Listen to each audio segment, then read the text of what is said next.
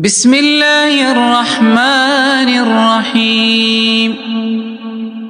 طه ما أنزلنا عليك القرآن لتشقى إلا تذكرة لمن يخشى تنزيلا ممن خلق الأرض والسماوات العلى الرحمن على العرش استوى له ما في السماوات وما في الأرض وما بينهما وما تحت الثرى وإن تجهر بالقول فإنه يعلم السر وأخفى الله لا